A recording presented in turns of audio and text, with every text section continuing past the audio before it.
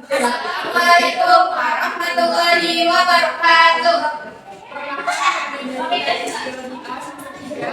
Dari pada video kali ini kami akan menjelaskan mengenai OOPSS. Baik, saya akan menjelaskan mengenai OOPSS. Jadi yang dimaksud dari OOPSS merupakan berasal dari Chromophilata yakni Stramenophylla. Nah, OOPSS itu berarti adalah cendawan air. Nah, ruang lingkup dari OOPSS merupakan yang pertama ada 3. Yang pertama itu cendawan air atau water mold, kemudian karat putih atau white crust, dan yang ketiga adalah embun atau downy mildew. Kemudian apa sih dari karakteristik OOPSS? Yang pertama, OOPSS ini dulu sebelum ada perkembangan lebih lanjut sampai sekarang pernah dianggap sebagai jamur atau kini. Kemudian kebanyakan dari OOPSS itu bersifat parasit seperti gambar ini dan merai atau saprofit. Nah, kemudian OOPSS itu memiliki filamen atau disebut juga sebagai hifa yang memfasilitasi untuk penyerapan nutrisi. Nah, OOPSS itu ada contoh dari OOPSS yakni Phytophthora infestans atau yang penyakit yang menyebabkan busuk pada daun kentang. Kemudian ada Saprolegnia seperti ini, itu menyebabkan penyakit pada atau parasit pada ikan. Nah, kemudian yang dimaksud dari embun tepung atau downy mildew itu merupakan penyakit ya. Jadi embun tepung itu suatu penyakit yang terjadi di tanaman. Nah, biasanya itu pada tanaman anggur seperti gambar, tanaman bawang, timun, selada.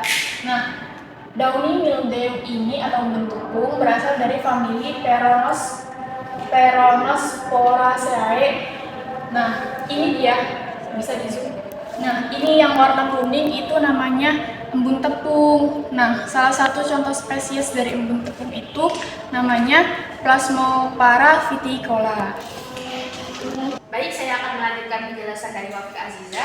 Selanjutnya yaitu kerak putih atau white rust. Kerak putih atau white rust merupakan patogen tanaman yang biasa menginfeksi tanaman dengan keluarga Brassicaceae, misalnya kubis, sawi, lobak, mustard, dengan bercak putih atau pustula berwarna putih di permukaan bawah daun. Sebagai contohnya, tolong visum Ali. Nah, white rust ini tumbuh merupakan salah satu patogen dengan genus Albugo. Jadi semua white rust itu bergenus Albugo. Baik, saya akan melanjutkan penjelasan dari Riri. Itu cendawan air bisa disebut watermort. Watermort sering ditemukan di lingkungan basah dan berair. Bentuk mirip hifa pada fungi, biasanya menginfeksi ikan ataupun amfibi. Contohnya seperti ini. Ya. Contohnya Saprolegnia. Saya akan lanjutkan pernyataan dari Roka Adi tentang cendawan air. Saya akan menjelaskan tentang siklus hidup cendawan air. Jadi siklus pertamanya itu pembentukan zoospora, lalu pertumbuhan hifa, meiosis di oogynium, dan setelahnya pembentukan spermatozoid di antheridium, dan setelah itu terjadinya fertilisasi. Lalu selanjutnya perkembangan zigospora dan akan adanya perkecambahan di zigospora, lalu pembentukan zoosporadium.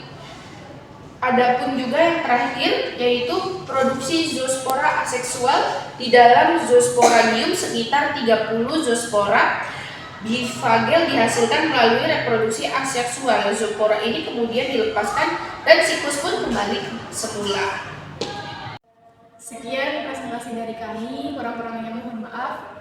Wassalamualaikum warahmatullahi wabarakatuh.